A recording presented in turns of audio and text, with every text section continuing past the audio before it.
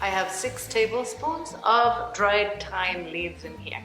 I'm gonna add 2 cups of water. And this is filtered water, by the way. I'm gonna cover this, leaving the lid a little bit separated there. And we're going to simmer this until it reduces to half. This is very concentrated.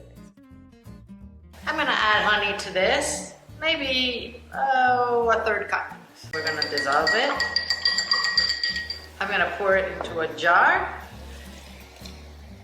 If you have a cough, you need to take a teaspoon every 2 hours until you're feeling better.